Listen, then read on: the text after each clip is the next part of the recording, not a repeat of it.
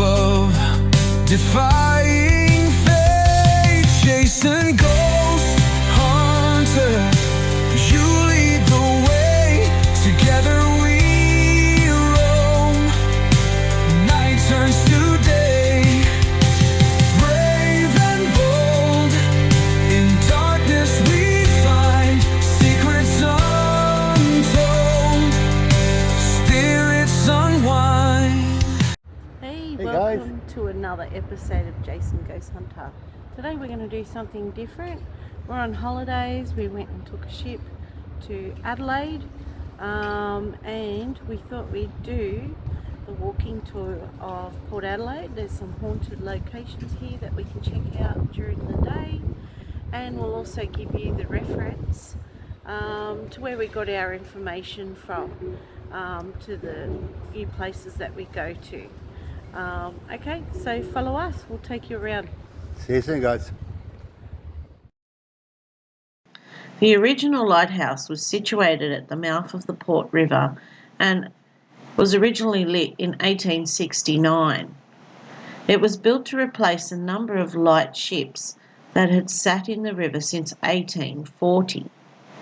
In 1901, the lighthouse was decommissioned and dismantled. It was decided that the old lighthouse would be broken down into parts and sent to other locations. The lantern was installed on a screw pile light at Wonga Shoal, but lost a few years later in an accident when three-masted steel ship, Dimsdale, collided with it in 1912. The ship was barely damaged, but the lighthouse was destroyed entirely, falling into the sea and killing the two lighthouse keepers, Henry Franson and Charles McGowan.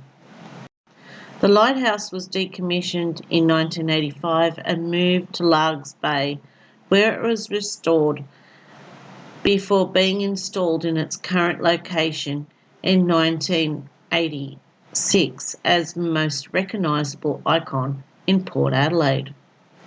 The South Australian Maritime Museum now manages the lighthouse, and best of all, it is open to the public to explore the inside and enjoy the view from the tower most days of the week. Check with the South Australian Maritime Museum for opening times. There has long been rumours that the lighthouse is haunted. However, they remain unsubstantiated allegations. But let's not get the facts in the way of a good ghost story. One of the stories involves two children who went missing nearby in the 1980s. The two ghost children are said to play around the bottom of the old lighthouse, which was the original lightkeeper's accommodation. There is evidence that at least one of the lighthouse keepers had two small children on South Neptune Island with him. Could the spirits be those of the children who went missing, or are they from bygone era when the lighthouse was situated on Neptune Island? A report on page 1 of the Mall in 1934, in a story titled Drama of the Lighthouse, talks of the lighthouse keeper's family frantically waving from the tower trying to get the attention of passing by ships. Eventually a ship's crew noticed them, the Lady Lock, which came to the island and then transported the son of the lighthouse keeper to Adelaide for treatment. The poor boy had swallowed a stone and later recovered. Even back when the lighthouse was still situated on South Neptune Island, the keepers reported feelings of unease and unrest. So one reported logbook incident is of a keeper feeling paranoid that someone was constantly standing behind him, looking over his shoulder. Could it possibly have been the keeper who died on the island?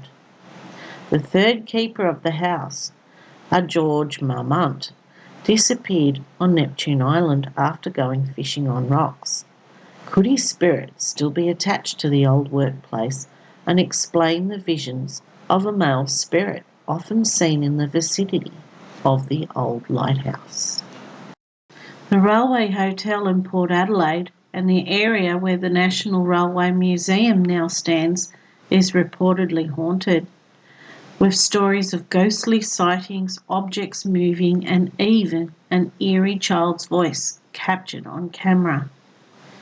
The area where the National Railway Museum now stands, which includes the old Port Dock Railway Station, has a history of alleged hauntings, including reports of objects moving, shadowy figures, and even an eerie child's voice captured on camera.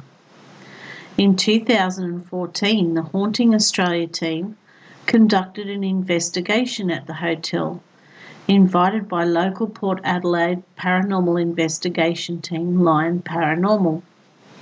During the on-camera interview with the then publican, an eerie voice of a child came through on the camera of the paranormal investigator. Multiple sightings of a dark figure, often seen following the tours, have been reported. 21 reported deaths at the historic station and goods yard where the museum now stands has been reported. And Adelaide Haunted Horizons offers ghost tours and ghost hunts at the National Railway Museum, exploring its ghostly tales and deaths. During a ghost hunt, a drink bottle placed on a railing was reportedly kicked off and crumpled as if someone picked it up and thrown it, despite no one touching the railway. The Port Admiral Hotel is the oldest original building in Port Adelaide today. It has been altered numerous times with the addition of new windows and verandas. The last alteration was in 2016. When the railway to Port Adelaide finally opened in 1836, the Port Admiral was ideally situated between the railway station and the wharf area, and it was one of the busiest intersections in port.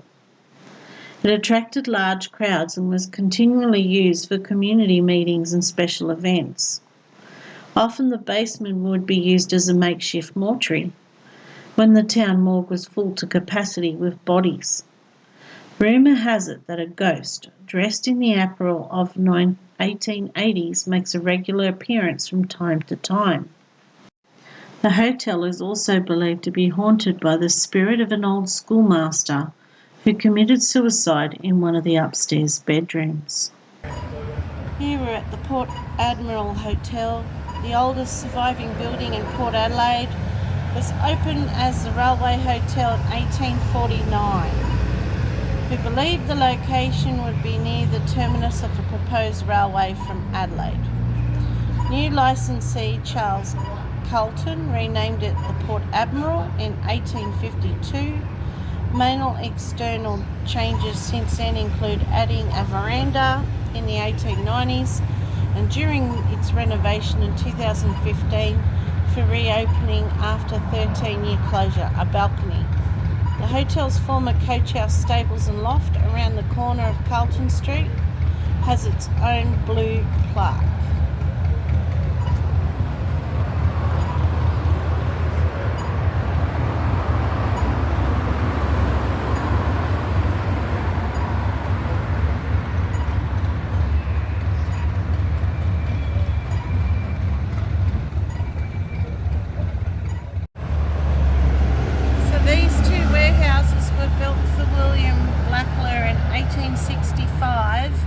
As was the Ageson building at 225 St Vincent Street. Their strength lies in their foundations of concreted double timbers bolted with iron straps and bolts, heavily jolstered floors and inverted arches to support the windows and doorways. Throughout the years, number 221 and 223 have served as bond and free stores for customs and shipping agents and ship chandlers for several companies, providing an assortment of nautical essentials including tar, pitch, whale oil, tools, leather goods and other supplies. Just the beautiful sandstone, it's just amazing. You know, they built these buildings to last. They really do, and they still do. They look amazing. You can still see on the side of the building these little design with the wheels. I don't know what it was, but it's amazing.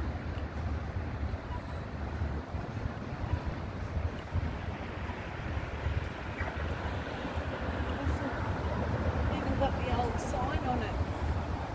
1870, William Russell, sailmaker and ship chandler. Isn't that fascinating?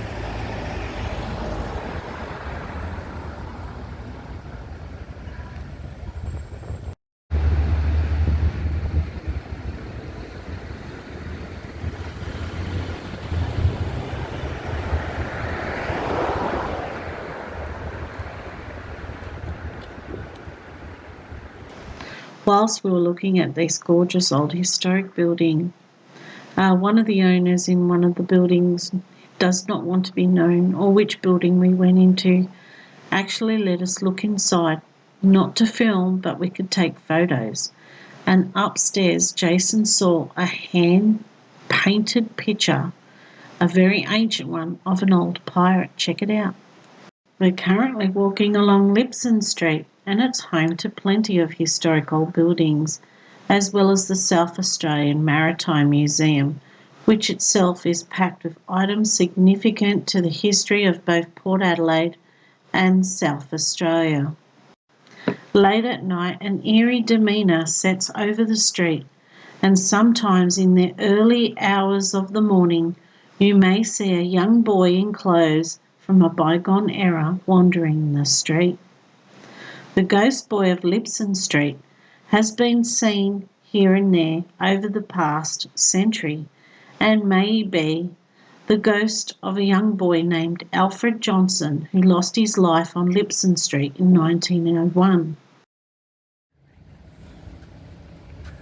So this is the Bank of Adelaide, formerly Lipson House, an outstanding Queen Anne style bank building from the 1880s boom period. This building was designed by James Haslam and completed in 1885 by local builders Kestellenberg for £3,555. The facade features Mitcham freestone and cement dressing, whilst the back elevation has two red brick turrets on either side, each containing a hand-hewn spiral staircase.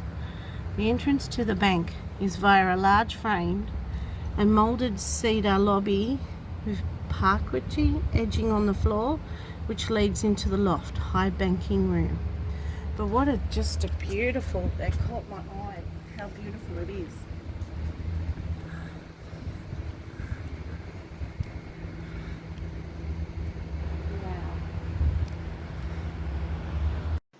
Lipson House has a ghost story, and this particular ghost is believed to be a man who first brought to the public's attention in the 1980s by the then owner of the Lipson House restaurant, Mr. Richard Stark. Mr. Stark claimed that he often felt a strong male presence in the building, particularly in the basement, but also on the stairs. The spirit once scared a waiter who went into the basement to find a bottle of port. When he returned to the dining room, he had turned a sickly shade of white with large eyes and was trembling all over. He said to Mr. Stark in an anxious and fearful tone, "I have to go. There's that man down in the cellar. I can't stand him," and then promptly left the restaurant, never to return again. Mr. Stark also reported that the ghost was aggressive and he often felt as though it wanted to push people down the stairs. The ghost presence was always indicated by the overpowering stench of old burning Turkish tobacco. It's not known who the tobacco smoking ghost is, or if that makes himself known to the current people that own Lipson House, but his legend has made the haunting of Lipson House an iconic ghost of Port Adelaide.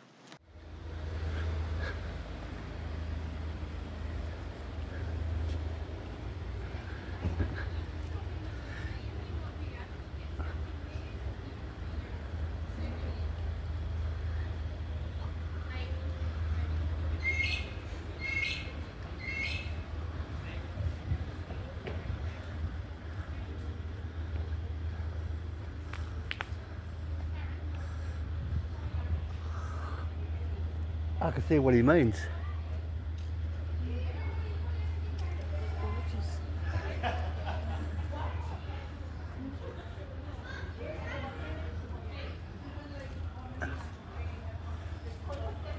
There's a sign on the gate, on the door.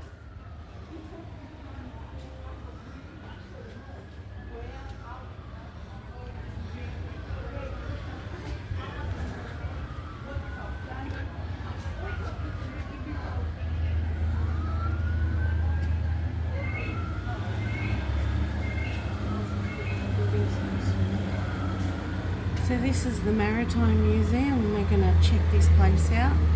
Built as a bonded and free stores for Elder & Co. In the 1850s, these buildings were impressive examples of early warehouses. Bonded warehouses allowed merchants to store their goods until they were sold, deferring the payment of customs duties. Free stores held goods on which duty had already been paid. Since 1986, the warehouses have been home to the South Australian Maritime Museum.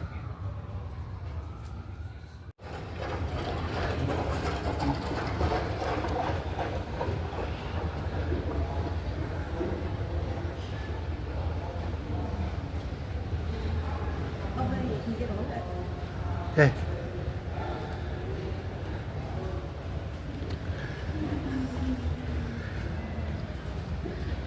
I'm just showing you the different things there is to see here in the Maritime Museum.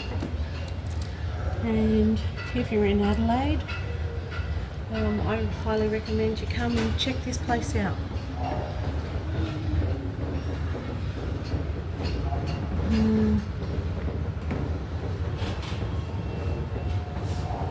In written letters, it was sent to Captain John Anderson by Mr. Deeks of Port Adelaide during a period of test and recuperation in the Liverpool Asylum.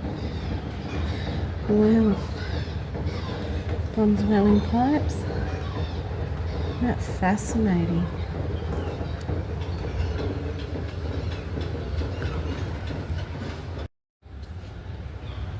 So we're walking around the Maritime Museum and we're going to look at some of the artefacts and history of the old boats.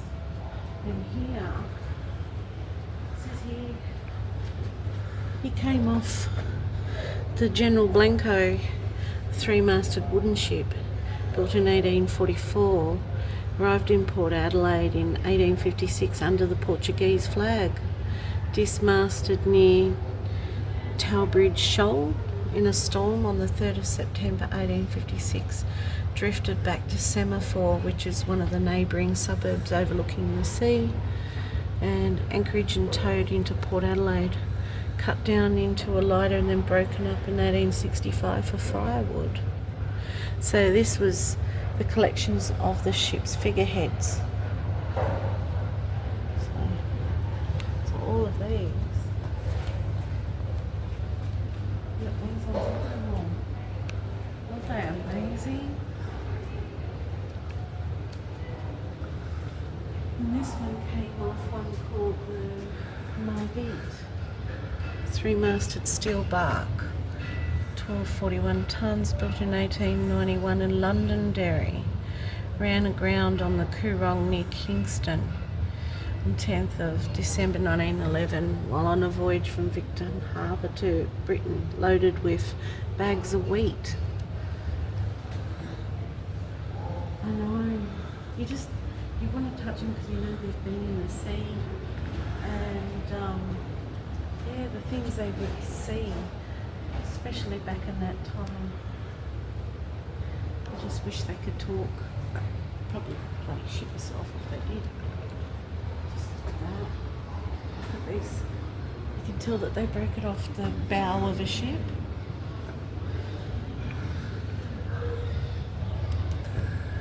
And that was from the Garth Neil, three-masted steel bark, built in 1895 Glasgow, after a worldwide trade inquiry, brought to Port Adelaide in 1926 by the York Peninsula barley producers and converted into grading plant, broken up in 1935.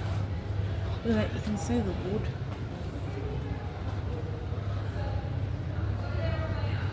How amazing.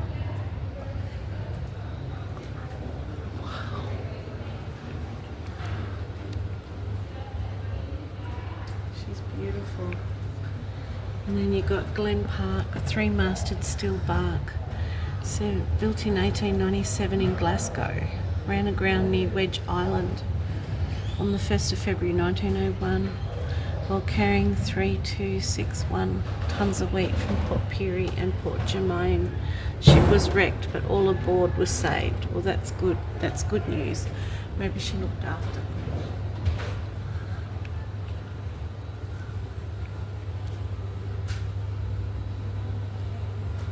Sultana. I've read about this one. Built in 1837. Ran aground Trowbridge Shoal in 1849. In 1850 the hull was dismantled and 2 barges and a cutter built from salvaged timber. This is beautiful. Yeah, I know. It's hard to believe. This looks Danish, am I right? The Villa de Berks is French. Built in 1836. Had a career as a French whaler, then as an illicit merchant vessel in Australia.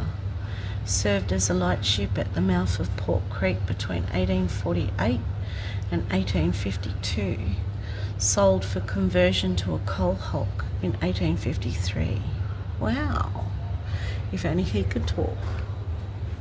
Hey?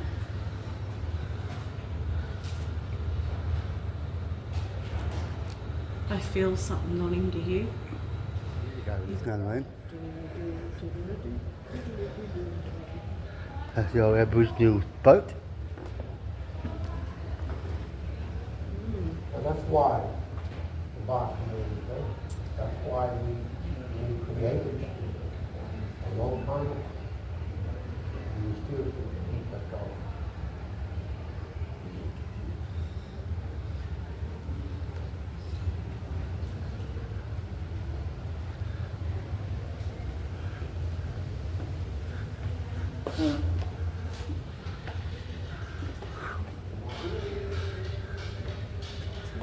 Beautiful. Old photos, hey? Look at this.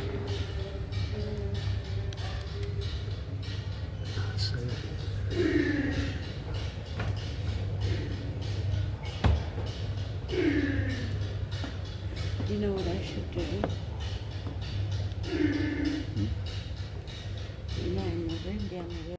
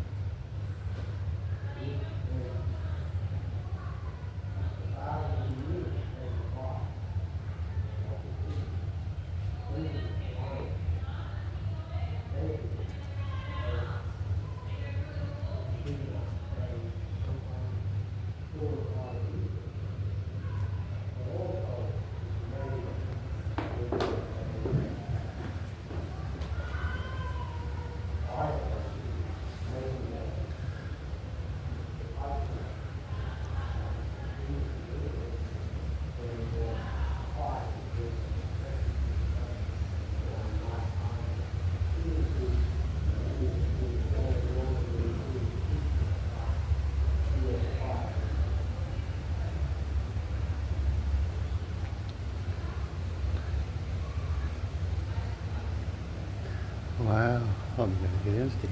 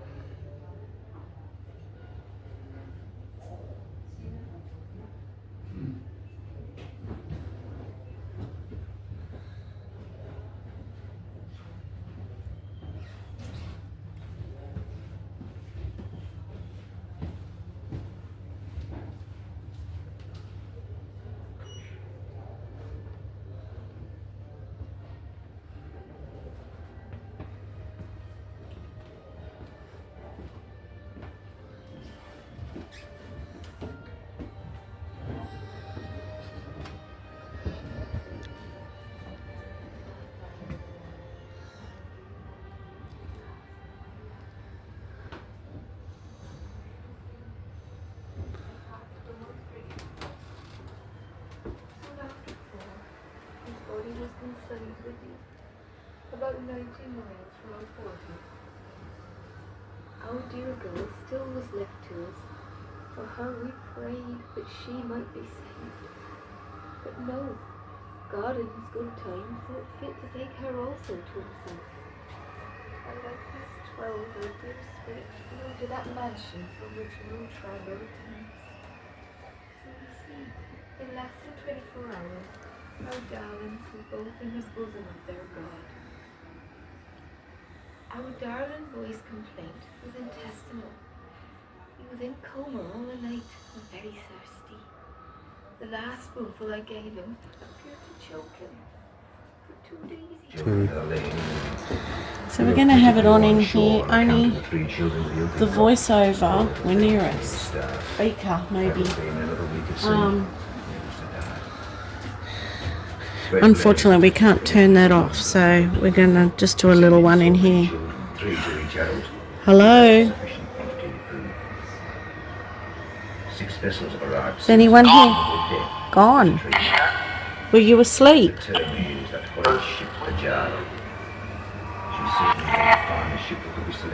Can you give us a name?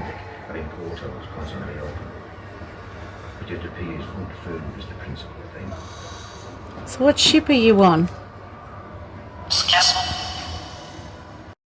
So S Castle refers to ships, particularly those operated by Union Castle Line, a British shipping company that operated a mail and passenger service between Britain and South Africa with ships named after Scottish castles.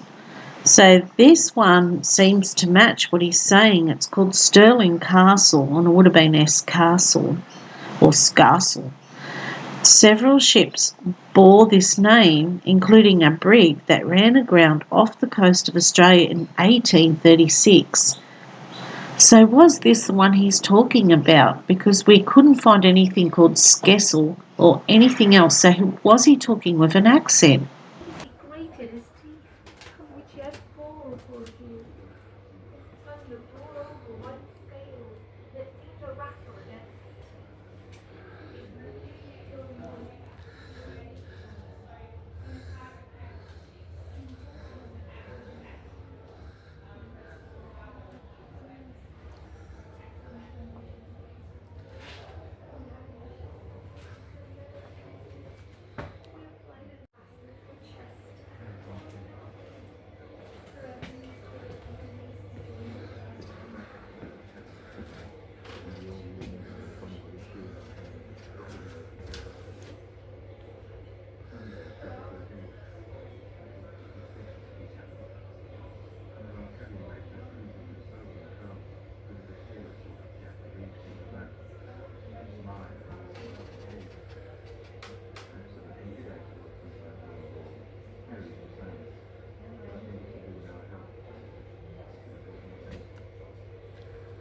October 16th. A very rough night. Didn't get to sleep until the early hours. Fine, bright weather, cold wind, heavy sea running, and the boat pitching and rolling. A lot of people sick. I noticed our breakfast ranks were a bit thin. Feel all right, but came over a bit queer in the middle of the afternoon. We only travelled 236 miles yesterday, making a difference, I expect, with the sea running against us. The old man that was ill died this afternoon. He was suffering from pleurisy as well. If he had lived, they would have put him off at Cape Town, which we expect to reach on Friday midday. Sunday, October 20th, fine, bright day with a nice breeze, and she still rolled. We had a bit of discussion about our grub today. It hasn't been up so much lately, and it seems the people are of the same opinion all over the boat. We get such greasy, fatty stuff sometimes, and it isn't always good. Of course, I don't say that we aren't a bit fastidious with the weather upsetting us, but there really could be a great improvement in some of the food. I've been laying on one part of the hatch all day and haven't shifted from it, except to go down to dinner and tea. But I shall have to walk a bit tonight. What a life. I only hope aeroplanes are on the deck. I did download GhostTube because I thought it'd be easier, but it kept crashing for some reason. The app would not work. So if spirits are at play, we do not know. But Jason felt something in this room, maybe attached to some of these things. So I'm going to put the necrophonic on for a few minutes just to see what we get. Weather absolutely stinking hot. Just about fed up with doing that. Shall go balmy presently. The sun is very nearly directly over our heads at midday. They say we're in the tropics and shall be crossing the line about Monday. Plenty of passengers slept on the deck last Hello, night. is there anyone They're here? not allowed to bring their mattresses up, only the blanket and pillow. That reminds me too, it is advisable to bring another pillow with you on board as your head isn't high enough. Is there anyone here in this room? I've seen the flying fish. With a pair of white trousers and shoes. Okay. Hello, is anyone still here?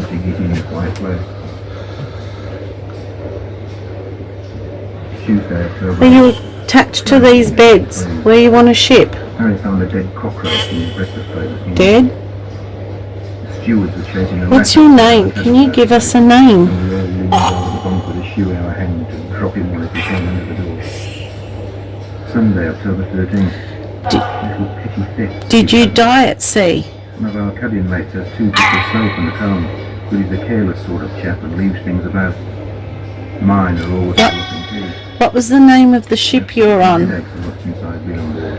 Harry is the same, but I think it's to do with our health. We should have brought more medicine. Wednesday, October 16th. Had a very rough night. Didn't get to sleep until Were you sick? fine, bright weather, cold winds, heavy sea running, and the boat pitching and rolling. A lot of people sick. I noticed our breakfast ranks were a bit. Where did you come from? Feel all right, but came over a bit queer in the middle of the afternoon. We only travelled 236 miles yesterday, making a difference. Are you British? The old man that was ill died this afternoon. He was suffering from pleurisy as well. If he had lived, they would have put him off at Cape Town, which we expect to reach on Friday midday. What was your Christian name? Fine, bright day with a nice breeze, and she still rolled. We had a bit of discussion about our growth. What year is it to you? It hasn't been up so much lately, and it seems that people are of the same opinion all over the boat. We get such greasy, fatty stuff sometimes, and it isn't always good. Of course, I don't We'll say try that again I'm on the ship. fastidious with the weather upsetting, Thank you. but there Bye. really Said bye. Wow.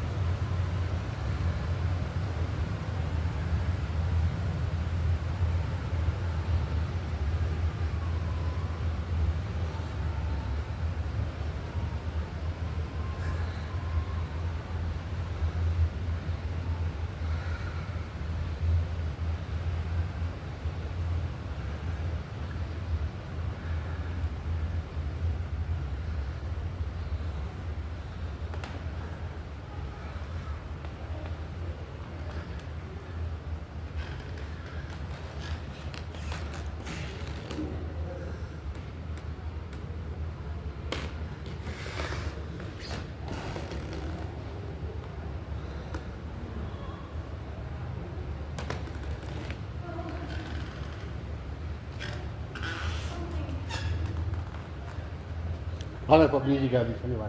I don't put music over this anyway. Something is playing havoc anyway. Yeah.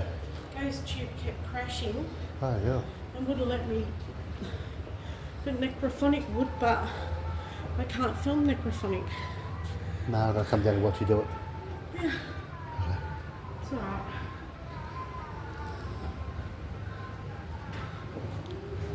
Wow, that. Let's see what this is from.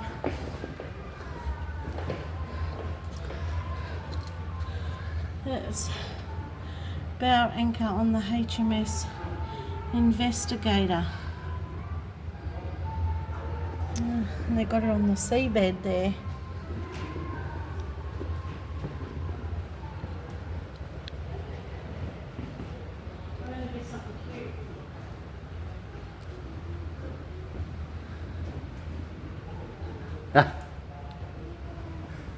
Recognise anyone? Yeah. Recognise anyone? I took a photo of it.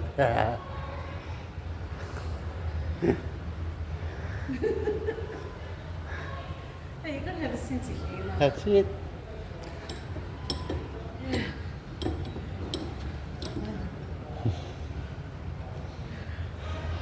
So, There's so much in here, isn't there? there's more of those Yeah, over there, yeah. things from the ships. Yeah.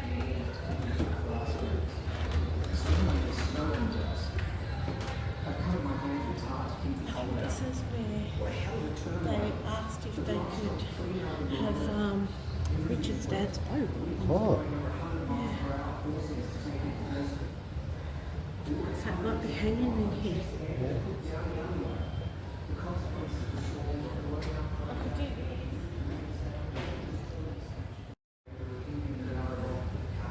So this wheel came from the bark Hogamot, and it was in a cyclone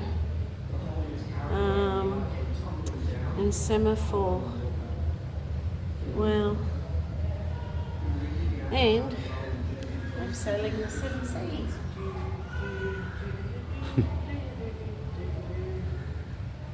Life of a pirate for me.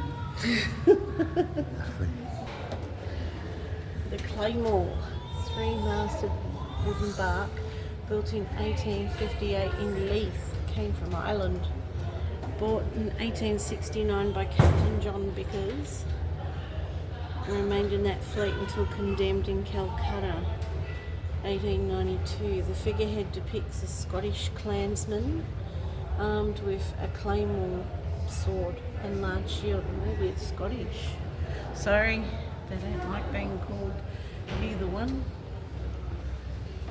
How cool. I wish he could talk. I bet you at night he could.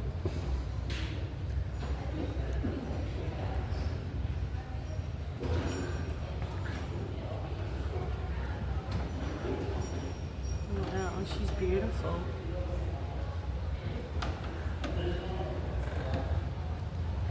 She's the Hannah Nicholson, built in 1858, the Night Whitehaven. I'll let you guys read it yourselves, so just pause whenever you need to.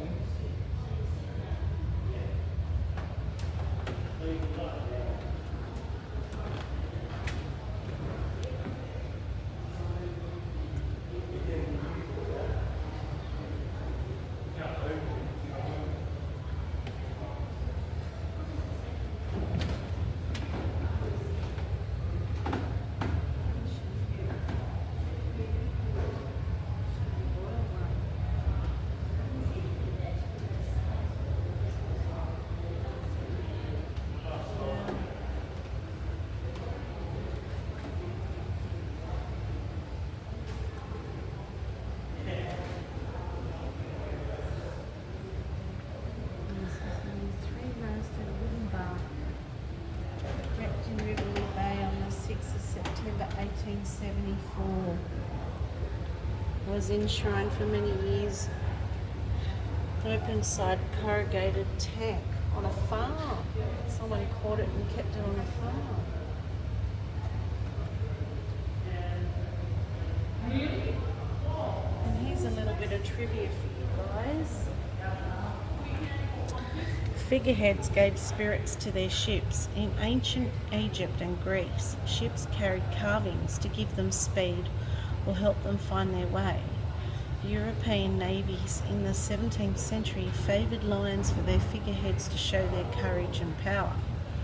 For merchant ships in the 19th century, figureheads carried a mixture of symbolism, superstition, and ship owner's status. Some, like a whaler or a postboy, expressed the function of the ship, while some followed the name of the ship as tributes to an admiral, a general, a sultana or wave queen. Others honoured the ship owner's wife. Figureheads set proudly under the bow, the spar projecting from the front of the sailing vessel. Because steamships did not carry such rigs, figureheads disappeared as steam slowly replaced sail. There's some of the pictures there.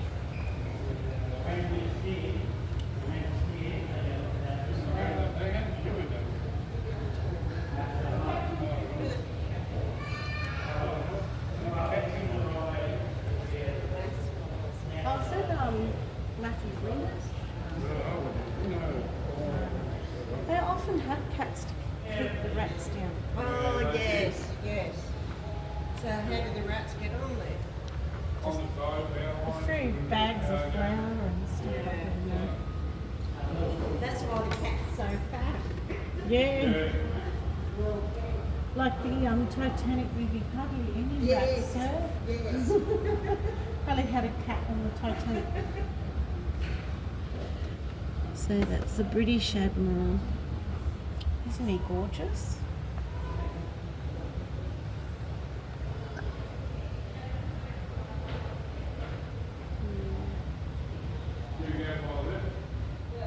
We'll put the microphone on there.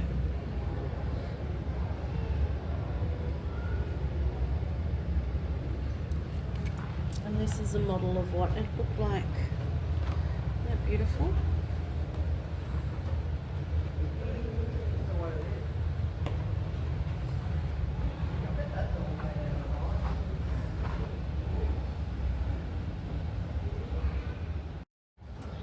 So it's the gun troon.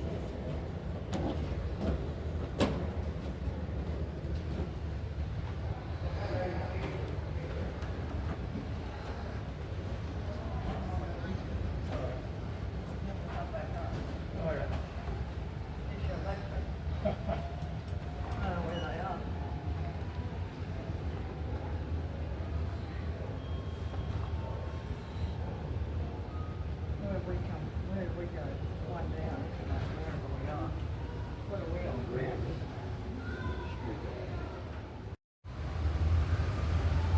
Oh, shut down.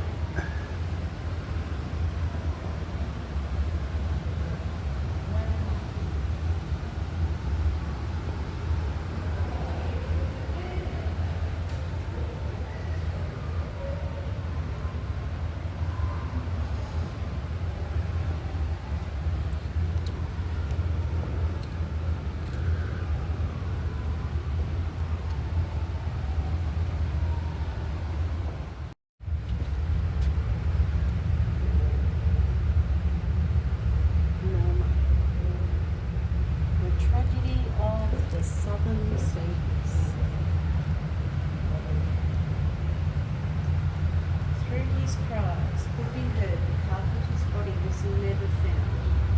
The rest of the crew escaped in ironbark Norma, and it was hit and sunk near the entrance to Port Adelaide in the early hours of 21st of April 1907.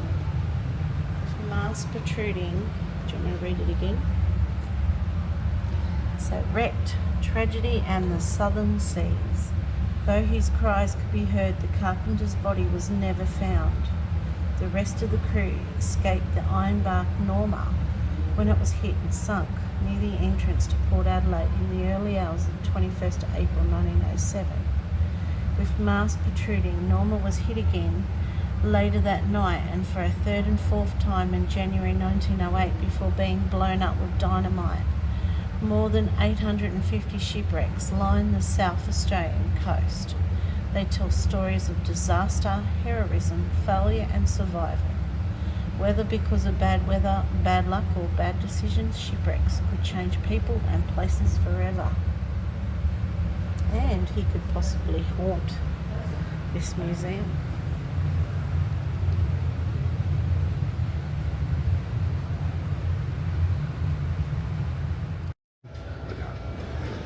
Here we are in Port Adelaide.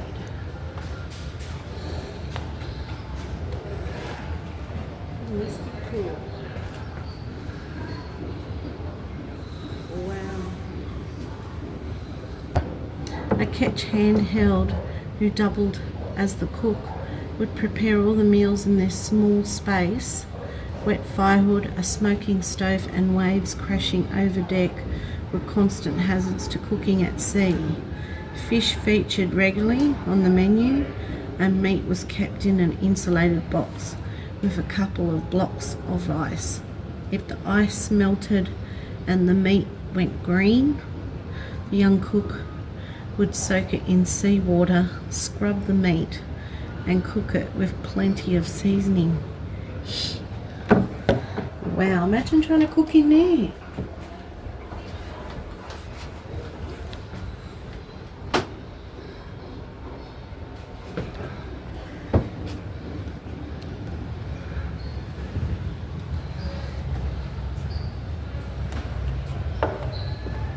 You go downstairs. I just think I'll let you do that because I'm claustrophobic. There's a toilet down there. Had no toilet. The crew was obliged to climb into the ice rigging or heads to answer the nagging call of nature. In heavy weather, this could be damp and hazardous. Wind direction was critical. Oh, and imagine the smell. Guys, I'm going to take you down here. I've got to go backwards down.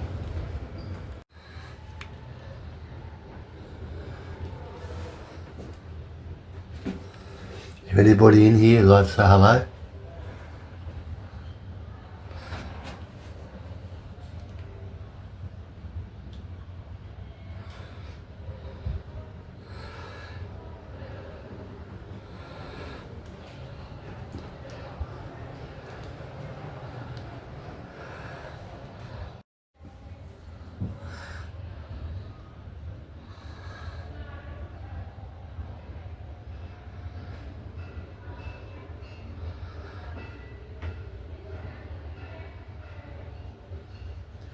Anybody here?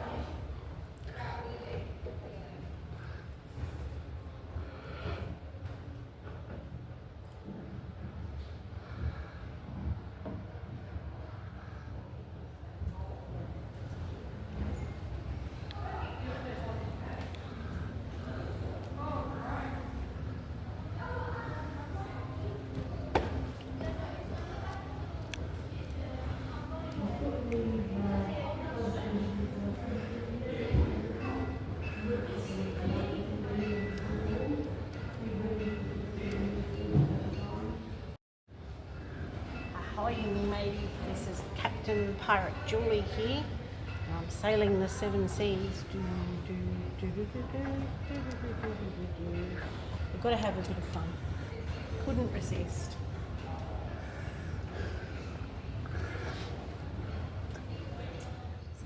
So we're on the ship here, and we're going to be quick in case people turn up, but we're going to see, is there the captain, we're in the captain's cabin, is the captain here or any of his sailors still here on the ship?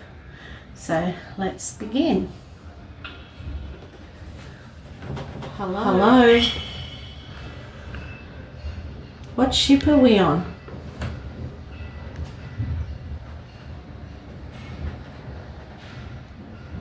Can you give me a name?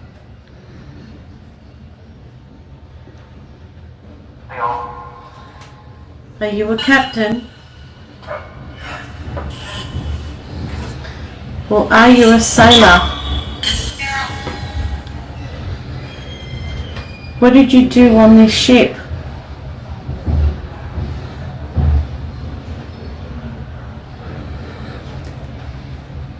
Can you tell me your name?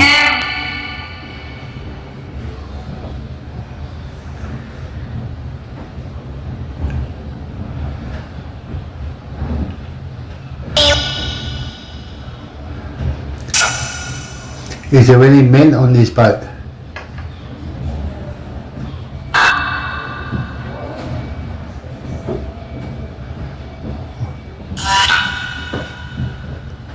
This is your last chance, so tell us who you are, or we're going to go.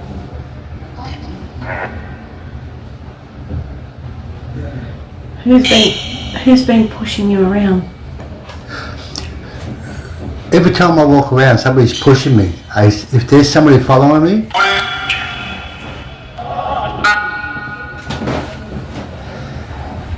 what's your name?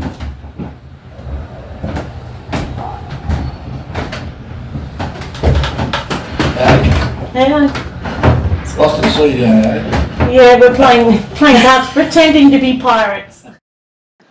So this building, the Visitor Information Centre, was built in 1860, and it was formerly the Customs House and the courthouse and the police station. Once being used as a morgue and also as a police station, it's no surprise that the building is haunted. In its early days, upstairs was used by young cadets as a dorm room to sleep after a long day's shift. One young cadet, Jacob Wilkes, was a hard-working young man looking forward to a career as a policeman. After an exhausting day, Jacob went to lay in his cot upstairs and fell asleep. Dinner time came, and it was noticed Jacob didn't come down, but his absence was brushed aside as a young man needing his sleep. Come morning, Jacob didn't show up for breakfast either, so the police sergeant asked another recruit to go upstairs and wake him up. "Jacob, you lazy sod," he yelled at the sleeping cadet, but Jacob did not move, so he went over and shook the boy, only to feel the coldness of death upon his skin. Jacob had passed away sometime during the night. Many years later, a young male worker in the Visitor Information Centre worked in the upstairs area. He enjoyed playing tricks on his fellow co-workers, blaming a ghost he dubbed Jasper for his shenanigans.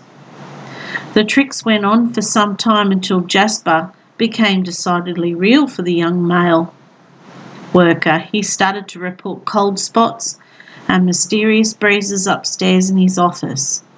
The young worker soon stopped playing his tricks on his fellow workers and instead became quite serious as paranormal activity in the building became more and more frequent. Eventually, he left his position to escape the ghostly goings-on. Interestingly, the ghost he called Jasper had a connection with Jacob Wilkes. In a funeral notice from Jacob's brother, he said, "Miss you, Jas, your brother Isaac." Had the worker sensed the ghost's real name? Jasper the ghost isn't the only spirit haunting the old building. Another notable spirit likes to make himself known in an entirely different way. In 1928, during the water workers' strike, Officer Sutherland arrested a man known as Delora for stabbing Mr. Harrison. Delora was put in cell 5, the most notorious cell in the jail, known for its putrid conditions due to its rodent infestations. To pass the time, and some say to annoy the police officer in the station, Delora would sing opera ballads at the top of his lungs, and by all accounts he was an excellent singer. Many years later, a visiting police officer noticed a man singing opera from the back of the police station, coming from the direction of the cells. He went to see who the man was with such a wonderful voice, only to find the cells empty and no source for the sound. He reported the odd occurrence to the constable on duty, only to find that the phantom of the opera singing was a regular spooky occurrence. Had Delora returned from the grave to taunt his captors one more time? Wow. And these are their uniforms.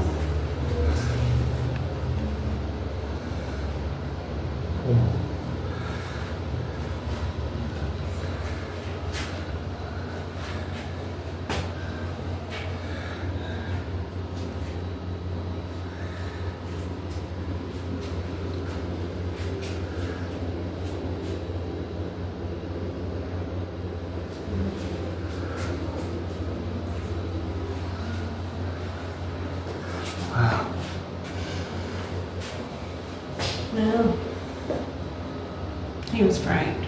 No, 1906, from Ireland.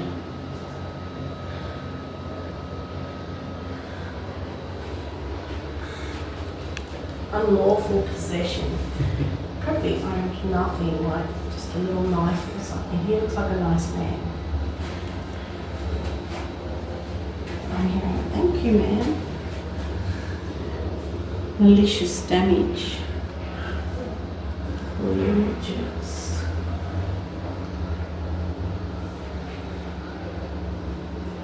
And here was malicious damage as well.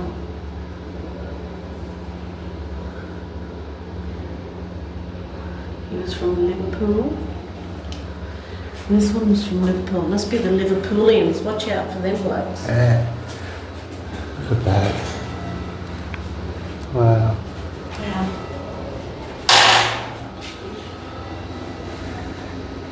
Let's do some role play. I'll put the necrophonic on. What we're doing, we just closed the door. We want to see who they talk to us. See if any of these prisoners want to say hello. Were you locked in here?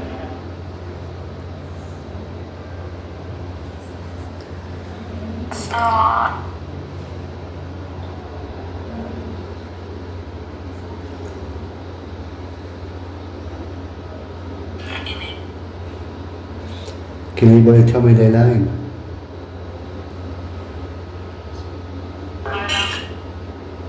Come one at a time, please.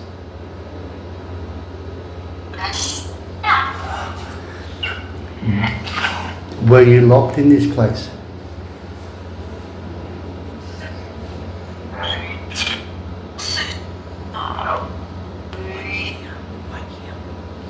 You're just waking up, are we?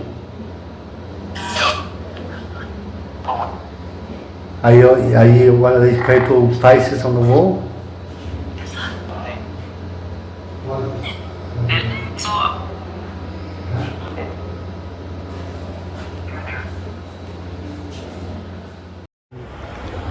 Hey guys. Hey, I hope you enjoyed our little slash paranormal history tour of Port Adelaide. Now the information was given to us by Alan Tillers. He does Port Adelaide ghost tours around here. You can look them up online. For the history and everything he does. And he has a brochure that you can also get online, so have a look. The information is very friendly. The people in there, they're happy to show you around, the same as the Maritime Museum. There was a lot of buildings in his walking tour that we couldn't show you as we're here on a limited time. Plus we didn't want to make the video 3 hours long, but we're just giving you a snippet of his tour, and we highly recommend, if you're in Adelaide, come and visit Port Adelaide, check out the history yourself, or even go on one of his tours. Catch you. Talk to you guys. Bye.